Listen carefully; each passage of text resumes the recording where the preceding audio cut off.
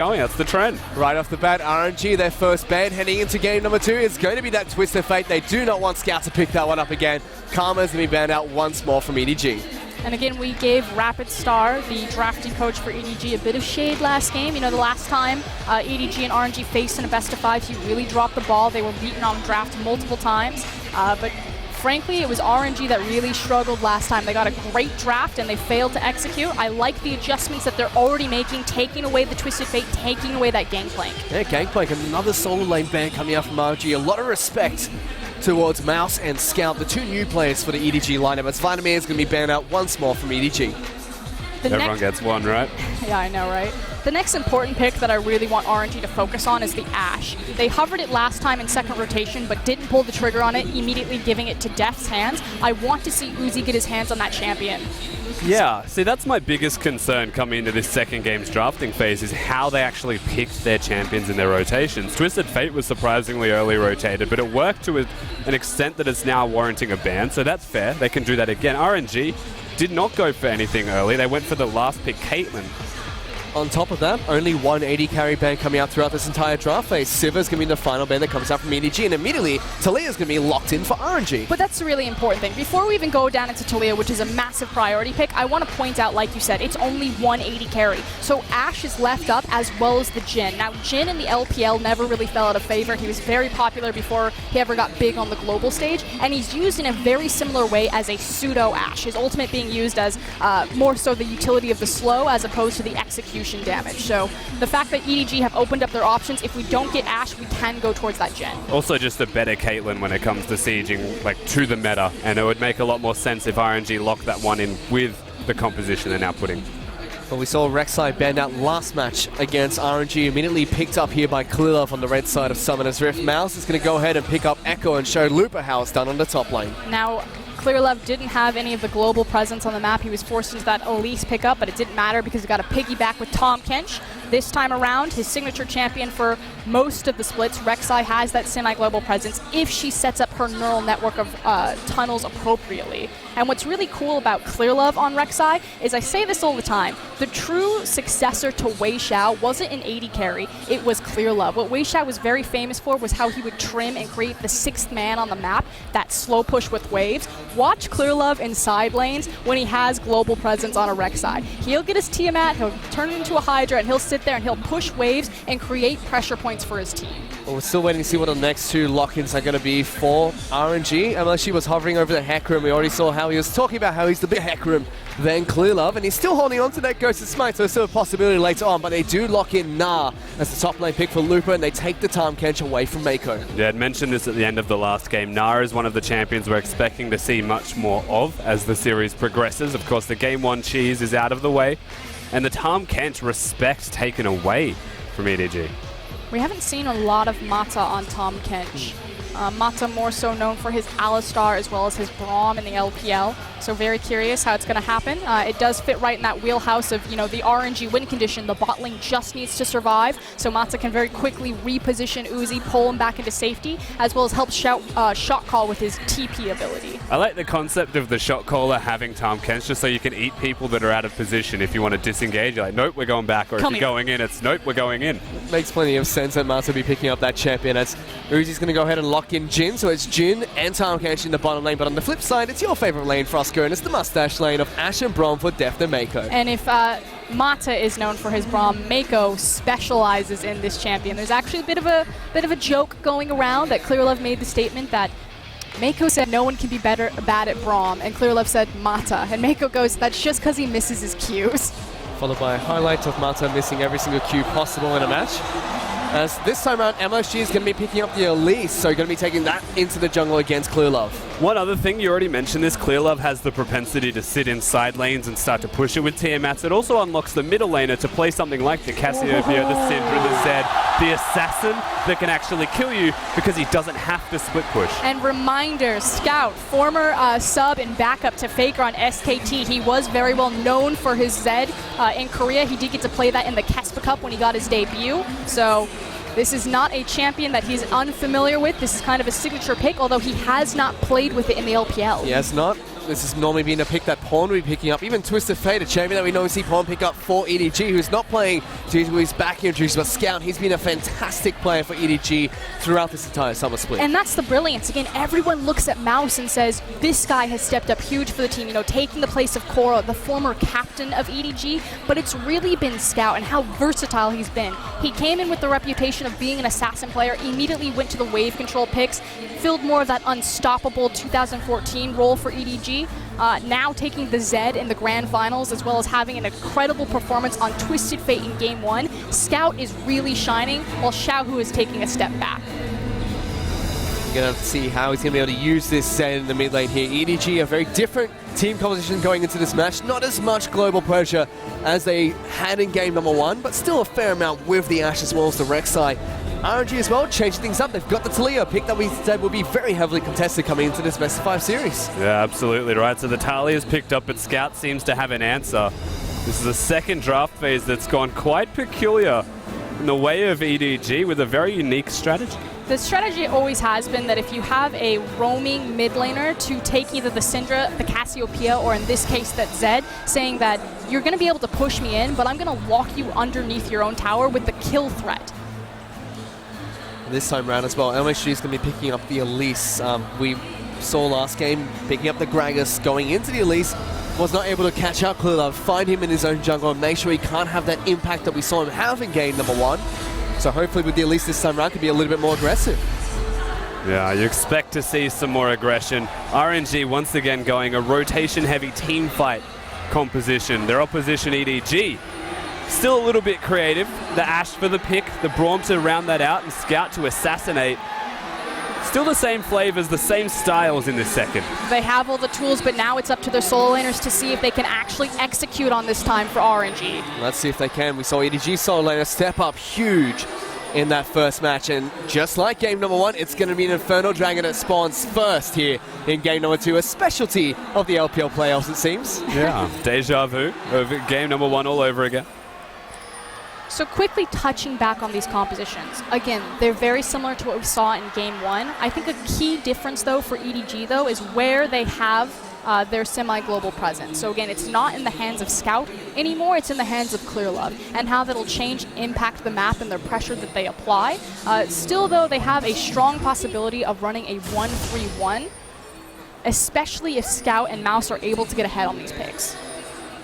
Now though, Scout and Xiaohu just having a little bit of a dance battle in the mid lane. Scout, you know, a little bit unfair there, brings his shadow to the party. 2v1, not fun. Now they have a ward here, EDG, on the enemy Krugs. They might still make a move for this. Whether it's a steal or a fight, we're about to find out. Seems like they're moving for level it. 1.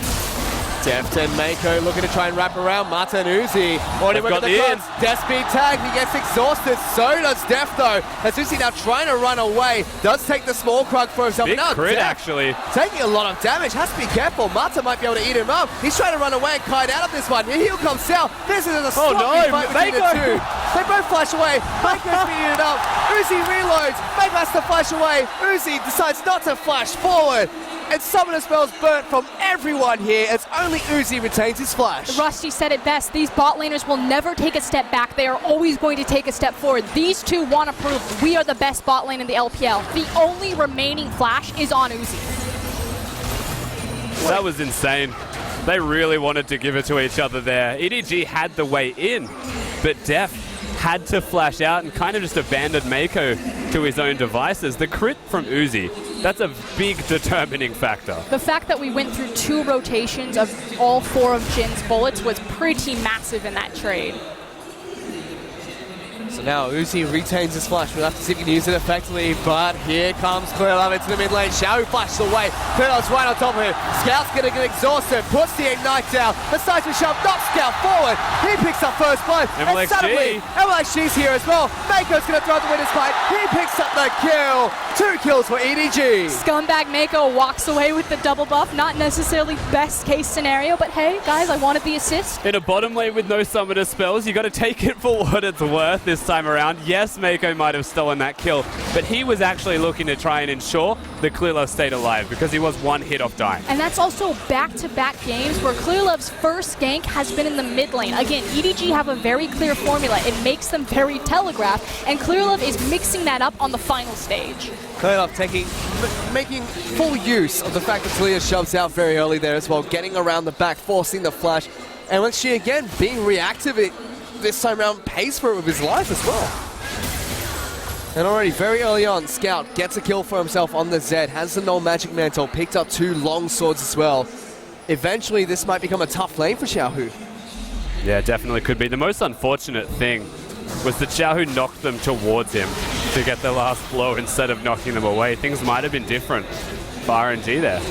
Bit of a power play for RNG. Mlxg trying to take away this blue buff. He's able to get the smite away from Clearlove. Successfully sneaks in towards the blue buff around the vision. So communication has been weak between RNG's solo laners and their jungler, but it still is looking very strong between them and their bot lane. Mata and Uzi pressuring the way forward, keeping Deft and Meiko locked in, and opening enough space for Mlxg to get some sort of counterplay when it's all said and done. To move back down towards that bottom lane. It seems like Jin's going back to base rather early here, picked up 2 long swords for himself. Deft and Meiko fairly even in CS. Still deciding whether they're going to go back to base. They're actually waiting inside the brush, trying to see if they can catch someone out. Well, they would like to hang around a bit longer to get to that BF sword. They do have the possibility, though, because it is Ashe and Jin to look for the long swords. It's a possibility. The thing is, getting that early recall in and having an extra couple of long swords means generally your lane pressure will now increase and you should push EDG out of the lane. They're just holding on in a risky position because let's say Mlxg shows up to the party. Seems like RNG just trying to hold this wave as much as possible. The bottom side of Summoner's Rift is Clearlove looking to find Mlxg, spots the spider out, forces him out of his jungle.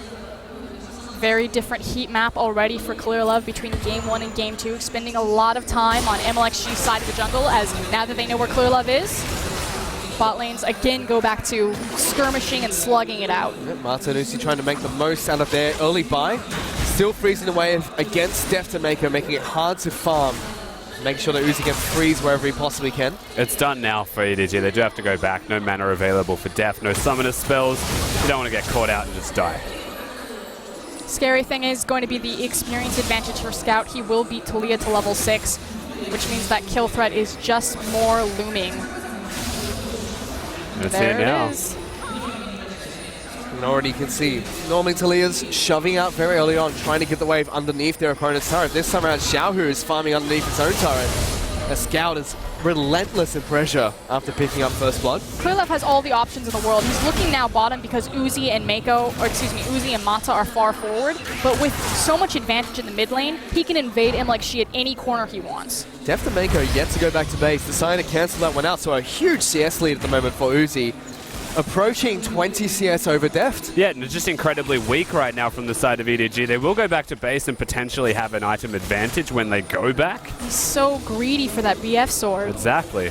Not only that, you can see Mlxg posturing near this side of the map, recognizing that why would they stay? Probably because Clearlove's here. And we've seen a lot of AD carries in the LPL kind of fall back to an Infinity Edge rush versus the Essence Reaver. We'll keep tabs on Deft to see if he goes that route, but I can't really imagine trying to hang on so long in this lane for that BF sword power spike if you weren't going to immediately itemize into the battle stat of the crit versus the CDR of the Essence Reaver. Well, we saw last game Deft on his Ashe decided to go for an Infinity Edge. We'll have to check in later and see if things change for game number 2.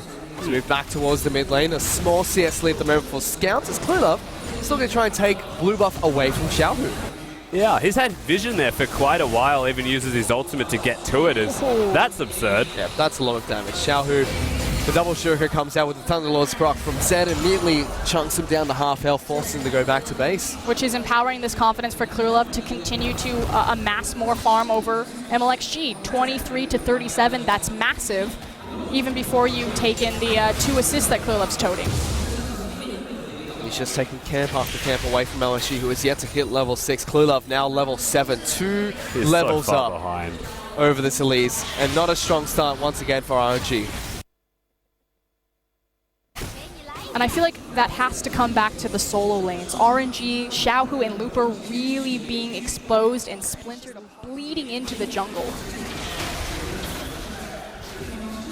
It's interesting how this is panning out as well. The only reason Looper is having a, I'm not going to say bad time, he's still doing well in this top lane. Got a CS lead. The only reason that he's not outright winning is because he has to rotate because Mlxg is being invaded. And I think this just comes back once again to Xiaohu, who's just not having the best start to his series.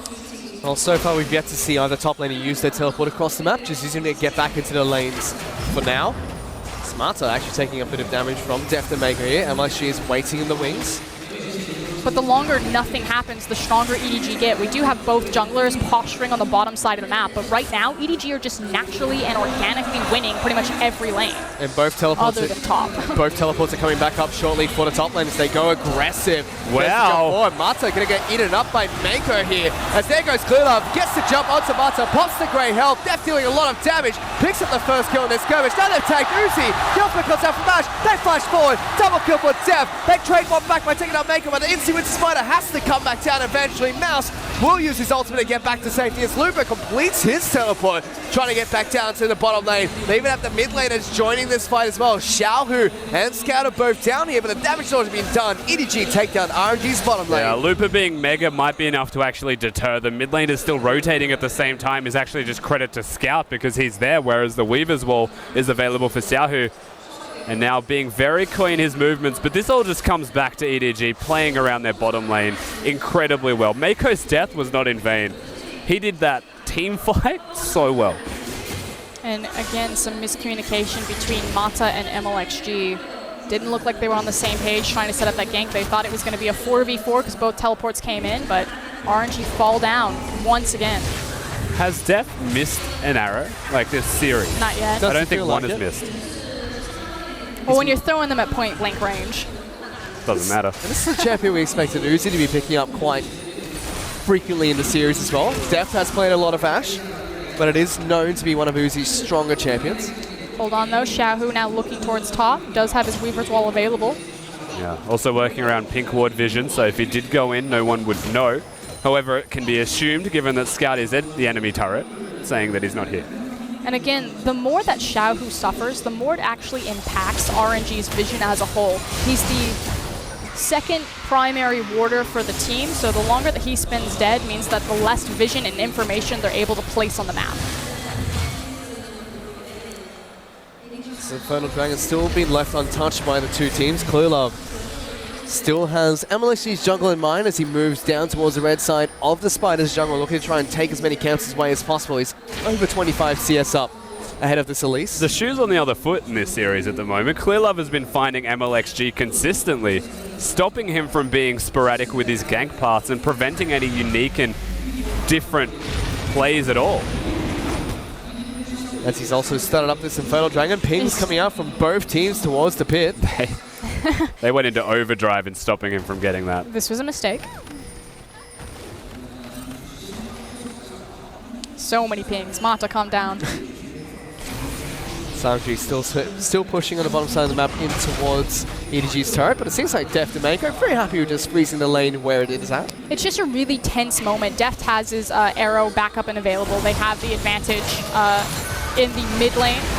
There's a Coda call though, so they have Mata and Mlxg down on the bottom side of the map. He gets eaten up. And Mlxg has to repel. Meiko's still alive. The tongue lash will take him down, but look at Deft going aggressive forward. He has backup though because both Clearlove and Scout are now down into the bottom lane. Uzi might have to try and keep themselves fight. The Weaver's Wall is just not quite long enough. Uzi gonna get hit by the Deft bar, taking a lot of damage. Deft already picks up one kill. He's going for another. Scout gets the double kill in the bottom lane. And EDG get 4 picks, only trading Meiko. Disaster for RNG. They effectively just ran headfirst into a brick wall and threw away 2 more lives. EDG now have complete control of the bottom lane, 3-0 and 2 on Deft. He is massive and can itemize whatever direction he wants. Eye-Edge, Essence Reaver, the world is his. And absolute confidence from Deft in particular is the difference there. Meiko keeps dying, but he is the sacrificial lamb to find EDG's team fight victories. Only 2 kills for RNG, both Meiko, and every single time he goes down, Deft gets the better end of the deal. EDG as a whole have been playing fantastic in this series so far. Already They're about 4,500 gold up ahead of RNG just 13 minutes into this game. Picked up another first dragon, Infernal Dragon, with an Ocean Dragon spawning next. 2 to 8 in terms of kills. They look unstoppable. And you know, there was a lot of question marks coming into Game 2. When you look at the semifinals from both RNG and EDG, they're eerily similar. Hold on, let's take a look at that replay. And once again, keep your eyes peeled on Deft, because the way that he positions and plays this one is incredible. Knows from this point, somehow, that he is aware Mlxg is in a position to die. He's got his team rotating, and it's the scout show past this point, because Deft and Meiko have paid their dues. Meanwhile, in the live game, there's another skirmish happening over red. Yeah, you can already see on the bottom left-hand side of your screen, EDG finding more, EDG finding more members of RNG, getting another 2 picks while that replay was going on. And Clearlove's now joined the party, picking up 2 kills for his own. And again, if you go back to the semi-finals for WE versus EDG and RNG versus IMA, it was pretty much a roller coaster that both mirrored. Game 1, RNG and EDG both smashed. And then the middle of the series is this wash of just absolute struggle streak. That's now looking for another fight. Deft gonna get a lot of damage on towards Mata. Exhaust has been used on the Uzi. Will get eaten up by the Tom Kench, trying to run back to safety. They pin down Mata. They get the first kill. Here. And then looking for Uzi. There's Clearlove. The Rek'Sai getting the flank. Scouts down here as well. That's a dead Uzi, and Clearlove picks up the kill. But what are Mata and Uzi thinking being that far forward? I'm more impressed that Scout is always here. He's the assassin playing against the rotational mid laner, yet every single time EDG are making a play on the bottom lane, it may be reactive to the moves from RNG, but it's always successful. And the communication, the fact that Scout's able to be right place, right time every single time. This guy, you know, stepping in for Pawn, hasn't played with this roster lineup very long. This is a single split of experience. But he has been playing fantastically for EDG so far. Not only in this series, throughout the entire summer split, when he was playing as Cedar Pawn, who had those back injuries, looked phenomenal. Even going into the playoffs, Scout, you know, had a disappointing performance, but still a strong carry for the side of EDG. I just love how he's pretty much reinventing himself right now. In terms of his LPL career, again, in Korea, he was always known as being this assassin player. He was the, you know, the protege behind Faker. But to see him finally take the Zed pick in such a high-pressure situation, I mean, obviously Game 2, Game 1, you smashed, you're up, so you can take that gamble and roll that dice, but taking the Twisted Fate, being a key playmaker there, and then pulling out the Zed, hats off to Scout. And I hate to say it, Xiaohu is a great player. He's had a great split. He's having an awful series. Having a horrendous split, as now they're going on RNG again. Yeah, EDG looking to get the gank on towards the bottom lane. Uzi and Mata in trouble. This is deja vu for the entire series, as Mata's going to be first to fall. Uzi falls shortly after. This time around, it's Deft that picks up the double kill. We're watching reruns of a TV series over and over, apparently. RNG are still now trying to trade. Finally, they get towards the top side and get a turret, perhaps. EDG one step ahead, though. It will be first turret blood. Yeah, and in response, like you said, EDG needs to make sure that they answer the structure. So the only saving grace are the table scraps for first brick there, but falling farther and farther behind. But still, this is just deja vu to game number 1. We talked about this before this series even started. EDG, they want to single out Uzi and Mata. They want Clearlove to get into that bottom lane, and they've just been getting gank after gank into that bottom lane. Mata, he's 1-4. Uzi's 0-4. They're about to go topside as well. It's not just bottom lane that's about to be hemorrhaging. There goes Scout. Yeah, one lane now affecting the rest. EDG definitely needs to be a little bit careful. The wall will come up from Meiko. Keep the AD carry alive. He sidesteps that seismic shot, but here's the top lane. They're looking to try and get the gank towards Mlxg as well as Looper. There's the death mark being popped. Clearlove's left to deal with the spider. Looper now in trouble as the assassin gets a lot of damage down. It's just not quite enough. It's Tom Kench makes his way up. Xiaohu and Mata moved up towards top side of the map. Clearlove stands his ground. He wants to go for the fight. Big. It's 3-on-2, but he doesn't get. Does get exhausted. Flash shot to Looper. Stand behind Brom, says Meiko, as he comes to save the day. And EDG get 2 picks at the top lane. I mean, is Mata getting paid for his free delivery service that he's providing to EDG?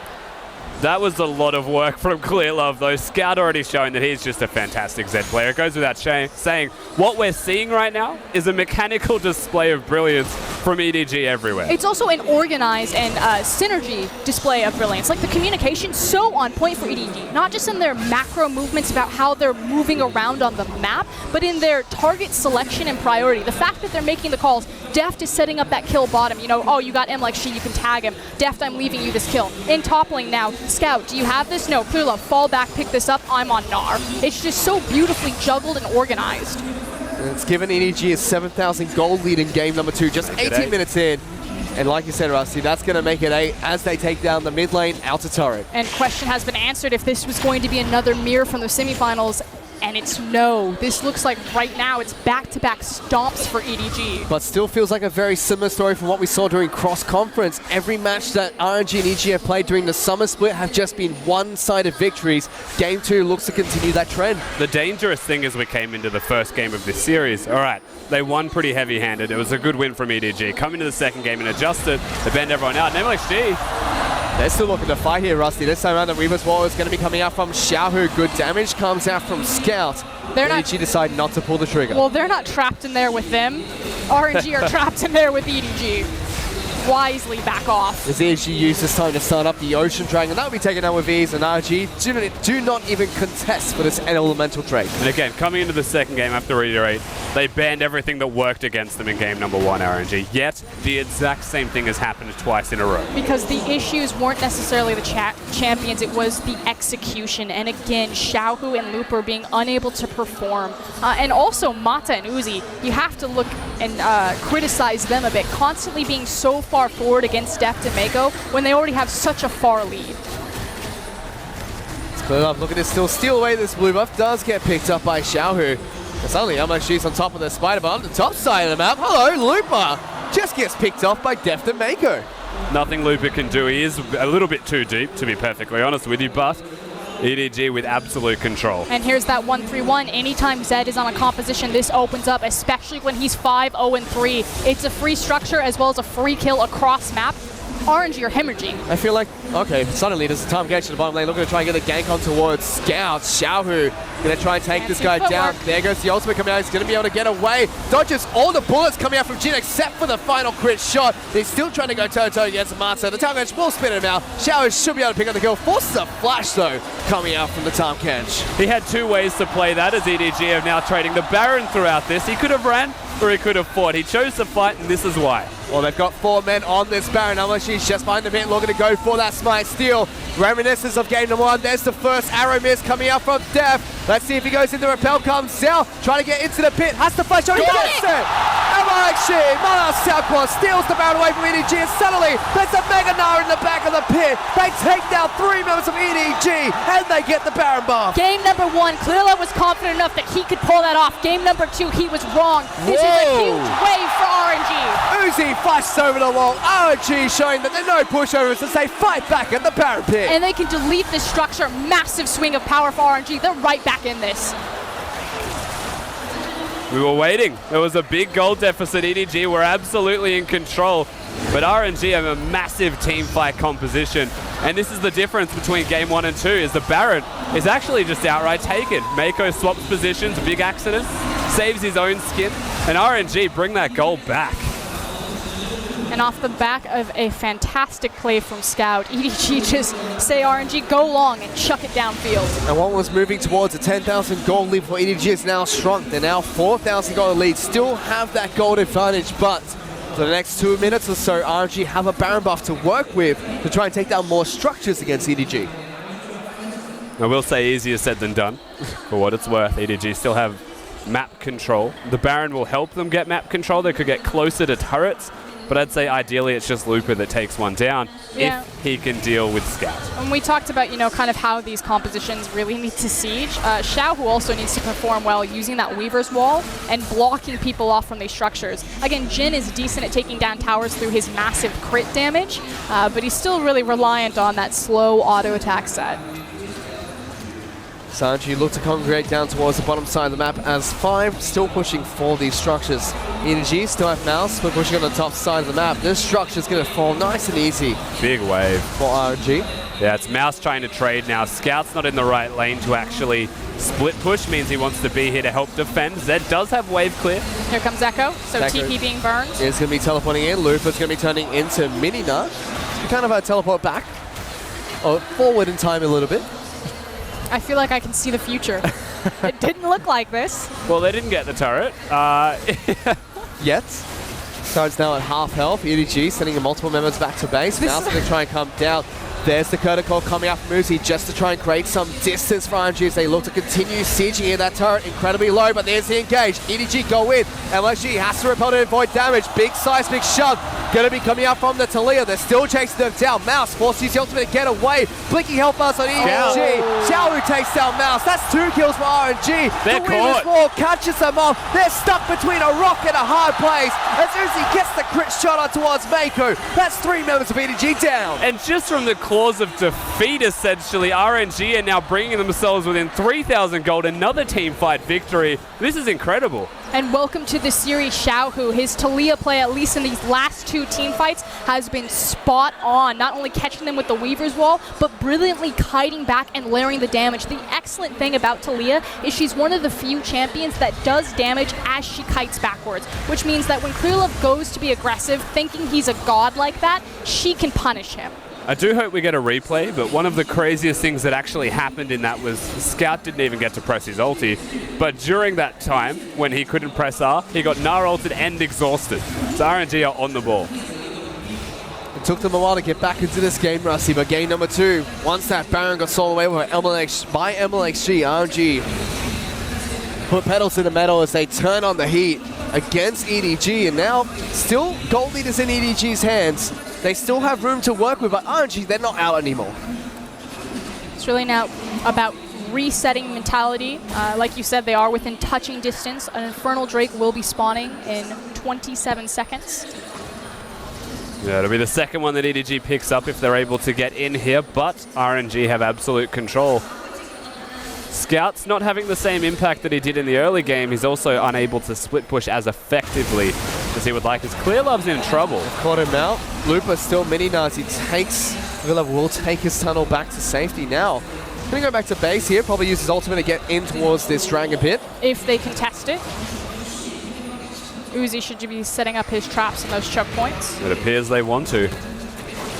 There goes Clearlove around the backside of this pit. Mouse moving in aggressively. There's the curtain call coming out from Jin. Oh, Ash right arrow on Jin. lands right on top of him. Marta has to eat up him, and EDG has just chased him down. Looper is Mega, gets a Mega Gnar on towards Mouse and Meiko. Scout going to the back lines, gets exhausted. Back onto Uzi, trying to take him down. Can't get quite that last tick of damage, but Mouse, he's stealing work. Uzi's gonna fall, and EDG, they're fighting back once again. Xiaohu tries to kite away, has to flash out. Marta eats up the rack side, but Deft still chases them down. Will sidestep the seismic shove. Mouse going huge in the backlines, gets the triple kill. He's looking for the quadra kill. Xiaohu's gonna fall, and Mouse comes out massive for EDG as they get the ace against RNG. And they've got the wave behind them immediately pinging to break that inhibitor line. Yes, Xiaohu is finally performing, but it doesn't matter because Scout is doing so much work in these back lines. And if they just did it 10 minutes earlier, they wouldn't have an 8-1 Ashe to contend with. This team fight was just so simple to execute on if you're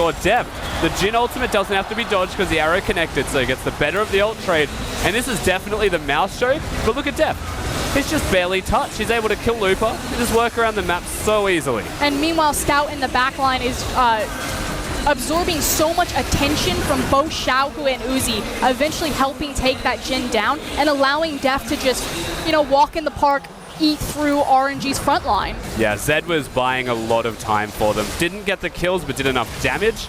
And again, very effective play. Xiaohu has shown up, but it could be a too little too late scenario as EDG finally get that momentum back. Well, once again, RNG look to try and take down this Infernal Dragon. This time around, they should be able to take it as no members from EDG are near that pit. They all head back to base to pick up their items. The next Dragon to spawn is going to be another Infernal Dragon, so a big fighting objective for these two teams. But EDG have now secured themselves a 6,000 gold lead. They do sack it. It's unfortunate for EDG. They have to give away the Infernal Drake, but the number one priority is the Baron buff that's up in 18 seconds. And so Clearlove steals and sets up a blue to get vision alongside it. Yep, they've got better position here, as well as the Hawk shot spotting out RNG in the mid lane. With the arrow back off of cooldown, it now comes down to who's going to get picked off from RNG. Well, they have Scouts split pushing on the top side of Summoner's Rift. For RNG, it's Looper. So he's pushing out the waves on the bottom side. He does have his teleport available. We'll have to see if he can juggle his Mega Gnar effectively as we go in towards this next Baron fight, if EDG decide to take it. You have to look towards Mouse. Is he going to go match the bottom lane and push it out? Because teleports are available, meaning that Scout would then be on the top side of the map, and that's a really delicate place to sit. means that this Zed will not be split pushing. He will be involved in these skirmishes and in these fights.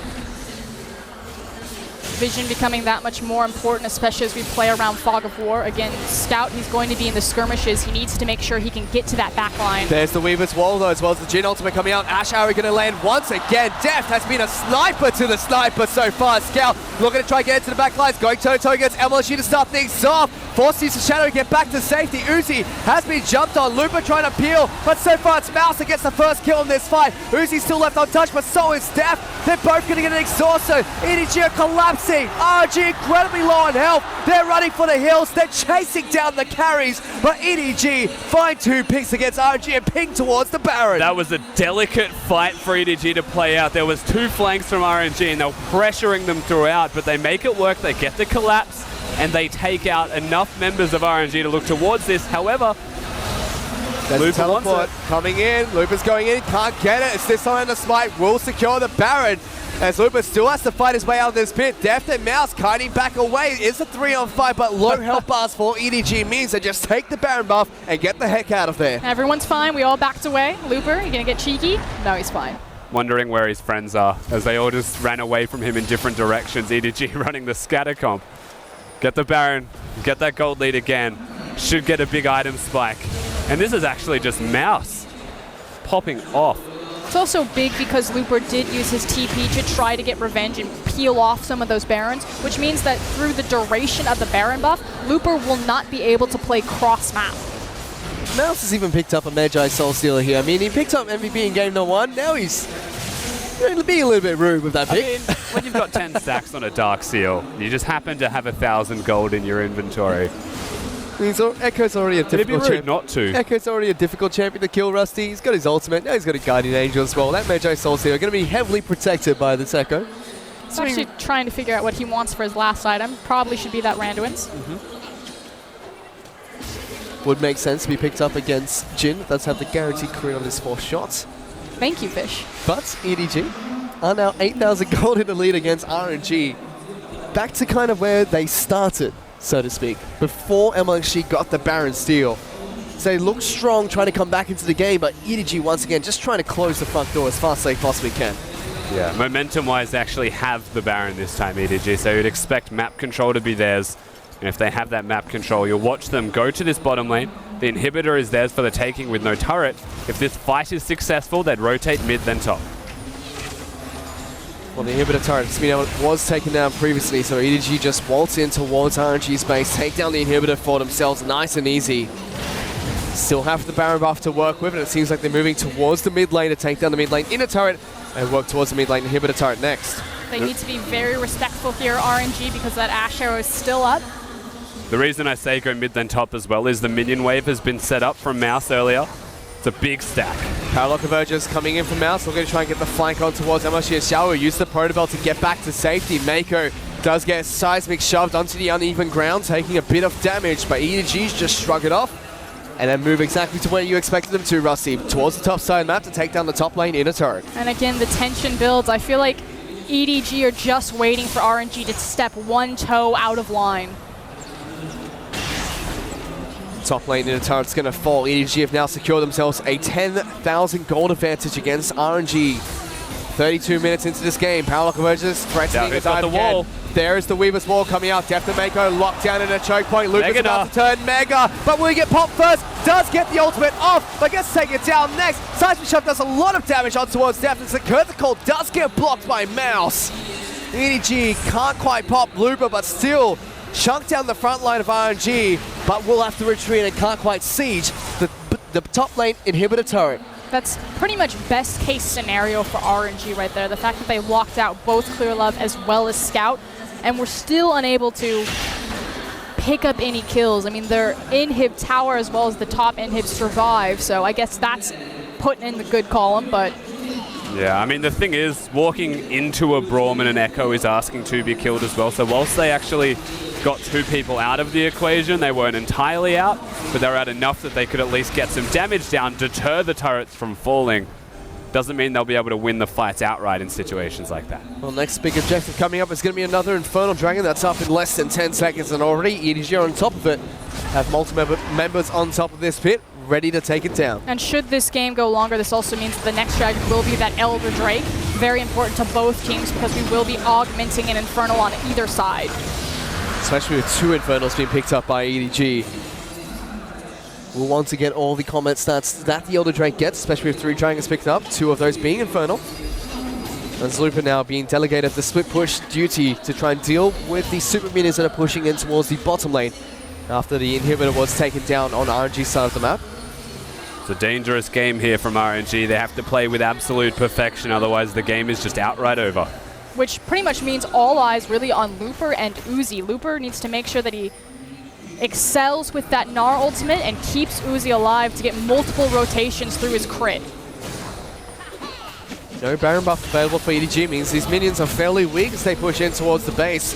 Easy for RNG to try and clear this one out, but it seems like they found an opening, get some good damage on towards the turret. That's deep from Scout. Looking to go to the backlines. Mata is going to be able to eat up Uzi, but still takes a lot of damage from the assassin. The turret falls. Big Neganar comes out from RNG, but Deft, he's just left untouched. He's chunking through the front line. As Scout tries to go to the back lines, but Lupus the first to fall. EDG playing these team fights clinically so far. And EDG's backline threat is just too great, especially for Jin, who wants to stand still for his ultimate. Now, it didn't even matter that last team fight, but he's competing against both Echo and Zed. What is Uzi supposed to do? Well, that's all the inhibitors being taken down. EDG marching on towards the Nexus. RNG have to put up their last stand. Mouse taking up the turret. Both Nexus turrets are going to fall shortly. Guardian Angel does get popped by the Echo. They're on top of Mata. He's going to fall. RNG are holding on almost. Mlxg to the next target though. A Scout going to the back line. So Nexus is going to get destroyed. And EDG are at match point against RNG. And you look at this game, and I really don't know where RNG are meant to take it because the weak links of EDG were hard carries in this second game. You expect that RNG in times of pressure that they would look towards Uzi and Mata, but it seems like the curse is prevailing. Uzi just cannot win an LPL title. He does have the chance for a reverse sweep here, but he's going to have to go the distance, and he needs to stop dying 2v2 in lane. And it seems like EDG are just executing that strategy flawlessly so far. Going towards the bottom side map, I think 15 minutes into the game, they made sure that RNG's bottom lane was 0-8 collectively.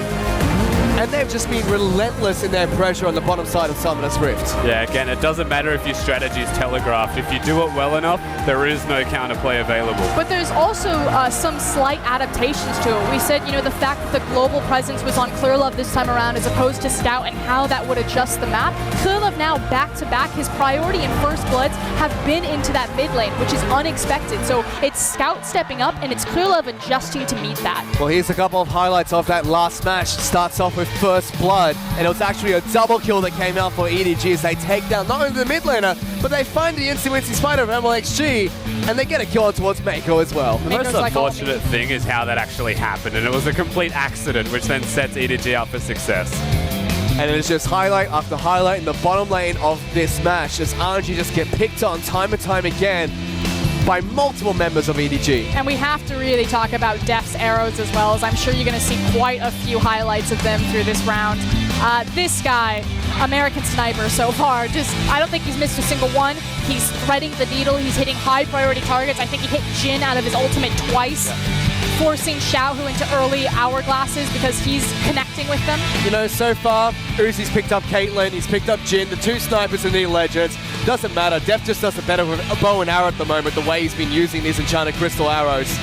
And once, like we said, it's just highlight after highlight in the bottom lane. Yeah, again, we can only really praise EDG for their performance so far in games number 1 and 2, but there was a hiccup. There was a sign of potential weakness and exploitation, and it's pretty simple. RNG did something proactively. Yep. And we almost saw that in game number 1 as well, and it's going to come up shortly, but still, there's going to be Scout picking up members of the top side map. This is where you mentioned Froskurinn. EDG had great communication coming into this fight. Yeah, the target selection to tell Clearlove that he can go deep enough, that they're on their way, that they're able to get there in time. Scout to make the return play, but here we go. Here's the highlight where RNG finally got their foot back in the door. And it's very similar to what we saw in game number 1. Mlxg looking for the Baron steal. Didn't get it in game 1, got it in game 2. It almost put RNG back into the game. Yeah, a team composition designed to fight as a group. They needed to use Xiaohu before he got outscaled by the Zed as well, being Natalia. Again, that snipe from Deft was pretty incredible. A solid start from EDG. And that's not the only team fight where we see him use his Ashe ultimate to kind of single out Jin while he's in the curtain call. But Scout as well, picking up the Z in this match. Every team fight, he played it phenomenally to make sure that Uzi had such a tough time to position and making sure Mata had to save him over and over and over again. Target selection is a big issue between RNG and EDG right now. I mean, frankly, you look at Mata and he just kind of looks like a mess throughout these team fights. We said that Kench wasn't necessarily in his wheelhouse. He's much more comfortable on the Braum and the Alistar, and that's where I expect Mata to make the adjustments. I think going into Game 3, we're going to see the Mata Alistar. We take a look at the MVP for that match. It's good.